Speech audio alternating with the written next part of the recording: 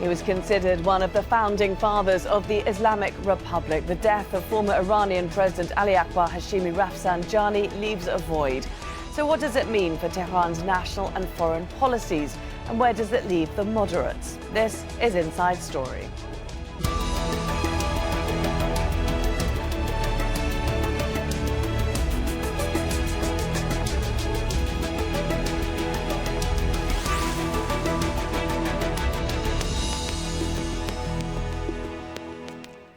Hello there and welcome to the programme. I'm Laura Kyle. Akbar Hashemi Rafsanjani has been described as a pillar of the Islamic Revolution and a sheikh of moderation in Iran. His death at the age of 82 raises questions about the direction the country is now likely to take. Rafsanjani started out as a hardliner, serving as an aide to Ayatollah Ruholla Khomeini, the leader of the 1979 revolution. But he moved to the centre, favouring better ties with the West and believing Tehran should open up more to the world. When he served as president from 1989 to 1997, he was criticised for allegedly cracking down on his opponents. But he was also praised for his reformist policies and for supporting artistic and social freedoms. In 2013, he was barred from running in the presidential election, so he endorsed reformist candidate Hassan Rouhani, who ended up winning. Rafsanjani supported Iran's nuclear deal with world powers. And he also served on the Assembly of Experts, which picks Iran's next supreme leader. Dorsa Jabari is in Tehran with more now on Rafsanjani's death. Thousands gathered outside Tehran University this morning to say goodbye to a man many refer to as the kingmaker in the Islamic Republic. Hashemi Rafsanjani's body has been laid to rest at Imam Khomeini's shrine. But first, the supreme leader himself, Ayatollah Ali Khamenei, performed the final prayer service over Rafsanjani's body at Tehran University. Now, Rafsanjani's family, his 5 children and wife were all present at the ceremony this morning, as well as at Imam Khomeini's shrine. Now, many here say that the future of the moderate camp inside the country is uncertain. And that's a sentiment that President Rouhani expressed as well, saying that there will be a huge void after Rafsanjani's death. The void really that nobody can provide, and there's nobody to fill in, because Rafsanjani was such a huge and important figure, and also a very well established, a very well known, well experienced Iranian politician. He was one of the members who established the Islamic Republic, and his close relationship with the supreme leader ultimately gave him that special power to push through his agenda as well.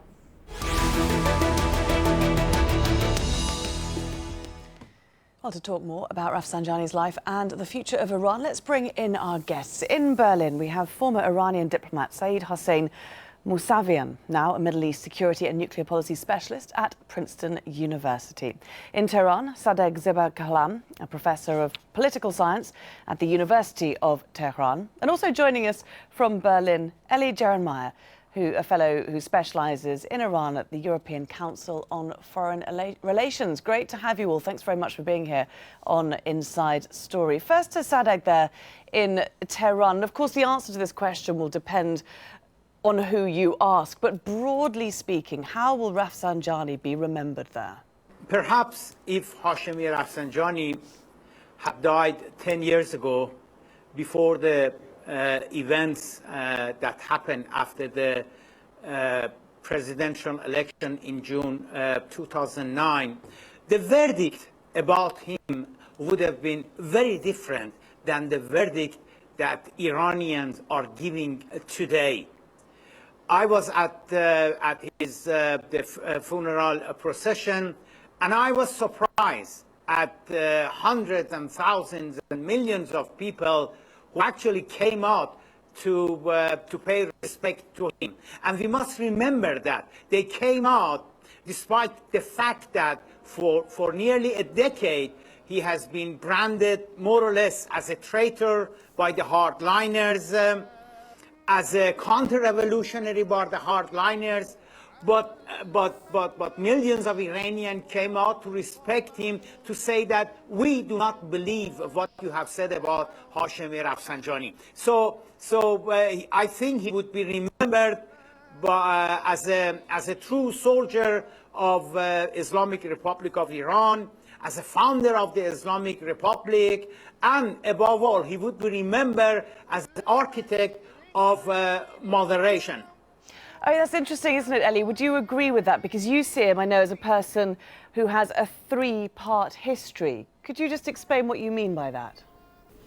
Sure. I think that his legacy, you can look at it almost in three parts. It's a revolutionary figure who, leading up to the Islamic Republic of Iran's founding, very much worked as a revolutionary aide to former Supreme Leader Khomeini. And then he went really into his second phase during his presidency, and perhaps when he was de facto commander-in-chief of the armed forces of Iran during the Iran-Iraq war, as being someone who was a real politique figure, who during his presidency pushed for an economic opening for Iran that recognized its real power within the region and wider. And then the final chapter, which Dr. Zibakalam also talked about, is the last 10 years of his political career, which, while being ferociously sidelined by the hardliners from the forefront of the political spectrum in Iran, in the background he was undertaking heavy political power balancing between various factions and trying to bring the politics into a central position, which manifested itself essentially in the election of President Rouhani. Hossein, he was a man who changed with the times. Was that part of his success? Because, of course, he earned himself the nickname, the man of all seasons, amongst a number of other nicknames. Is that how you will remember him as a man?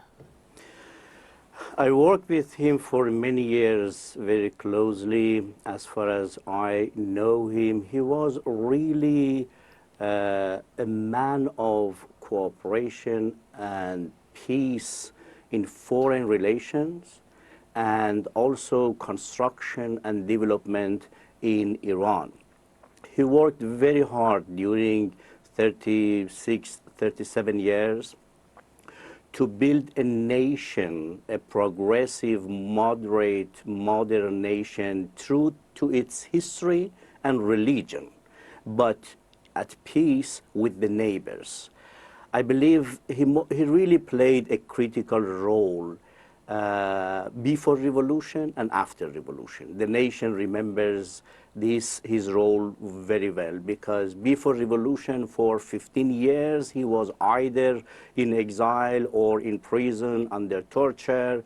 After revolution, the critical point was the first months of revolution, when we had the transition of the country from a monarchy system to a republican system. He played a very critical role for a very peaceful, transparent transition, because the people voted for the system. They chose Islamic Republic. The people voted for Islamic for the constitution of the country. And then we had war.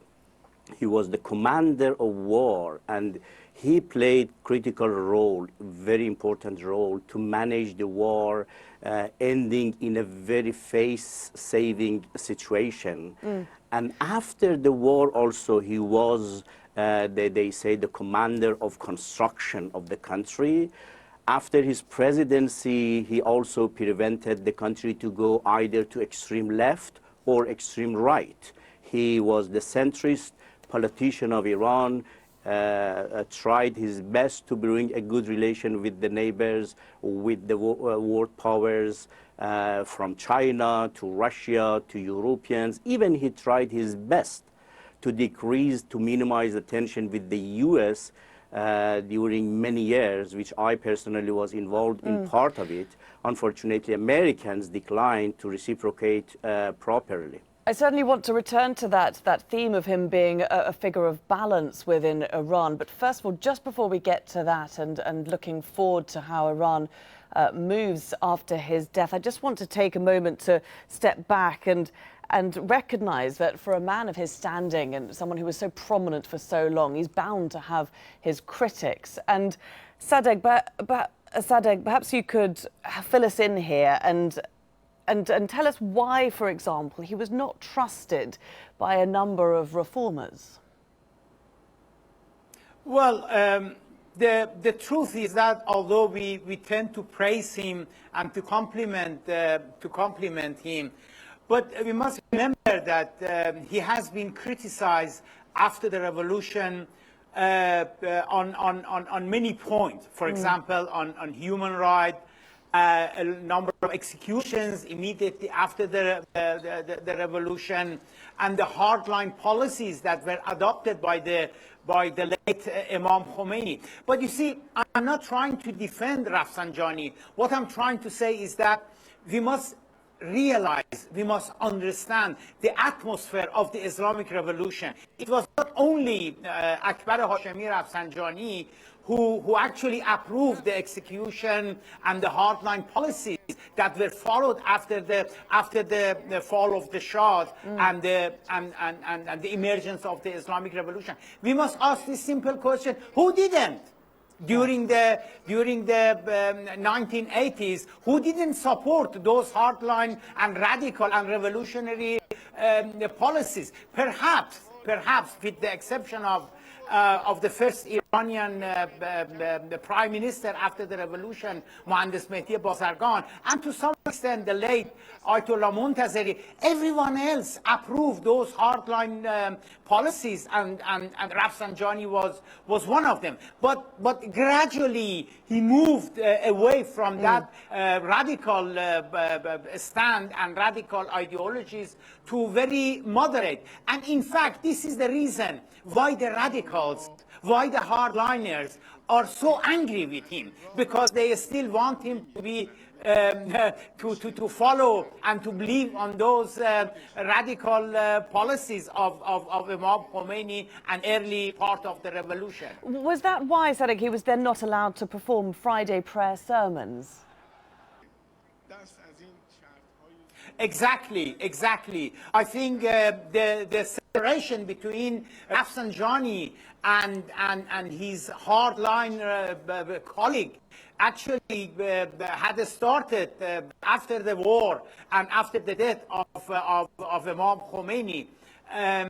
But I think the gap between him, the crack between him and the hardliners became a valley, became too wide after the 2009 election. They expected him to follow and to support hardliners against the reformists, but he didn't. I want to just move forward and look at one other criticism that has been raised about Rafsanjani, and that's the fortune that he amassed. Forbes magazine estimates it to be more than $1 billion. Do we know how he got that? Well, there's certainly, as most politicians in any political system, been a number of allegations against his fortune, but we must remember also he does come from a family of wealth in Iran, from his family heritage. That's part of it, and he did undertake a lot of business entrepreneurial activities both during the time as president and afterwards. So those have certainly led to, within the system in Iran, to certain allegations against him and his family wealth, but I think that is part of political infighting, but also part of it justifiably perhaps, and those are matters that are being considered within the Iranian prosecution and judiciary system. But if I may add just one point on the issue of his legacy that Dr. Zibakalam alluded to, is that I do think particularly within the younger generation, the post-79 children of the revolution, he will become to be symbolized, if not already, as the real face of the evolution of the first generation founding fathers of the Islamic Republic. To look at his spectrum of essentially evolution and change in the last 4 decades of his political career is something that both those who took part in the revolution, but also the children of the revolution, will look at perhaps with a sense of admiration or hope for what is to come for the next chapter of the Islamic Republic of Iran. So Hossein, let's pick up on that point. If he is seen or was seen as the face of the evolution of the founding fathers, how much hope is there amongst the younger generation that that evolution is going to continue? I believe his most important legacy would be creating a mindset of moderation in Iran and fighting extremism internally and externally in domestic policy and in foreign policy. Today, we had millions of people coming to respect him during his funeral ceremony. I would say at least in last century, his ceremony was the second most populated funeral ceremony we ever had, not only after revolution, even before revolution. The first one was the funeral ceremony of Ayatollah Khomeini, and he is the second one. The fact is, today the Iranian nation showed they are pro of his legacy. And ultimately in this country, the nation would decide about its future.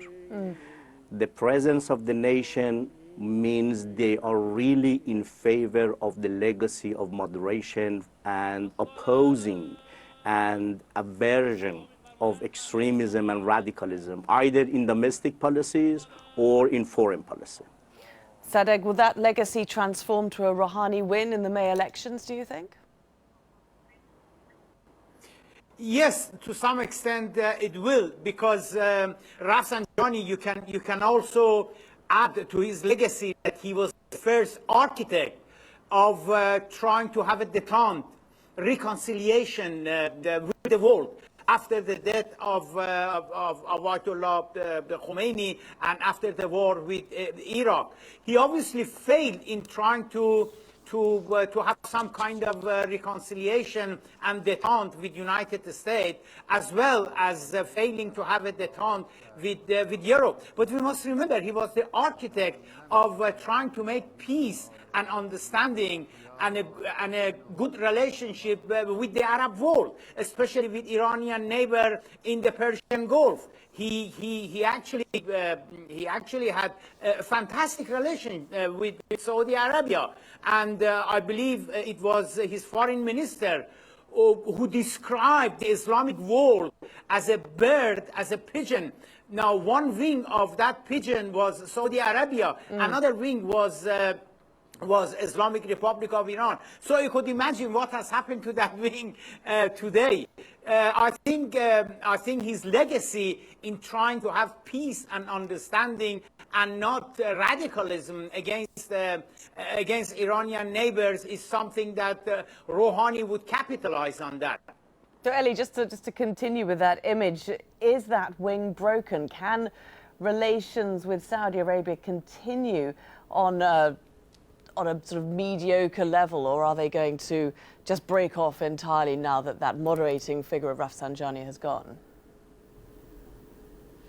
No, I don't think the sky is going to fall with the passing of Mr. Rafsanjani in terms of what is possible for reconciliation between Saudi Arabia and Iran. Both countries know fully well that at some point, and it's a matter of time, they will both have to sit down and negotiate a regional security pact. I think that's well understood in both capitals, and it's only a matter of time. Now, this will take a lot of leadership effort on both sides. I believe that leadership level exists in Iran, particularly in figures such as the current President Rouhani and his cabinet. There's an openness to that discussion happening, and there may slowly be that sense of openness from Saudi Arabia. But I do not think that we are short of leaders within the Islamic Republic that can successfully make that outreach to Arab leaders, and it is a necessary and a must. But how strong, Eli, is Rouhani without Rafsanjani? Well, undoubtedly, Rafsanjani played a critical role in Mr. Rouhani's presidential win in 2013. Now, over the past 3.5 years, the president has mobilized and created a support base, which we saw come out in support of his list of candidates, his backed list of candidates during the parliamentary elections last year. Without Rafsanjani by his side, particularly in the background, brokering support for him, him, there may be some choppy times ahead which Mr. Rouhani will need to navigate. But I don't see there being a fierce and real contender to his position as president in the May elections. Now, I think where Mr. Rafsanjani's position will be most felt absent is on the question of succession and the question of how the role of the supreme leader will evolve. In the past decade, he has done quite a lot in terms of the power brokering around this issue, and that issue isn't settled yet. And not many people within that system carried the same type of political gravitas that Mr. Rafsanjani had. Now, it remains to be seen who can fill those shoes, but many people say that President Rouhani could be a Rafsanjani 2.0, but we're going to have to see how that follows through. Hossein, what are your thoughts on that issue, the ever crucial issue of the next supreme leader there in Iran? How does the void that Rafsanjani's death has caused on the assembly of experts change perhaps the course there? First of all, normally if you look at the ages of grand ayatollahs, they live 95 years, 100 years, and Ayatollah Khomeini is 78 years. Therefore, we have to discuss about the succession after 20 years, perhaps. It is really not realistic now. However, on Rouhani's legacy, on Rafsanjani's legacy, I remember in 1991 when the late foreign minister of Germany, when I was ambassador in Germany, met with Rafsanjani for 90 minutes. We discussed about creation of regional cooperation and security system between Iran and GCC and Iraq, all countries around Persian Gulf. Rafsanjani fully supported the idea of the late foreign minister of Germany. After the meeting, Rafsanjani sent his foreign minister Velayati to all GCC countries, informing them that Iran would support a regional security and cooperation system, and Genscher immediately left for Washington. Neither the regional countries responded positively nor Washington. Practically, after some weeks, Genscher privately told me Washington declined such a cooperation system. Therefore, this really could be a big legacy. If the regional countries they want, Rouhani is the man.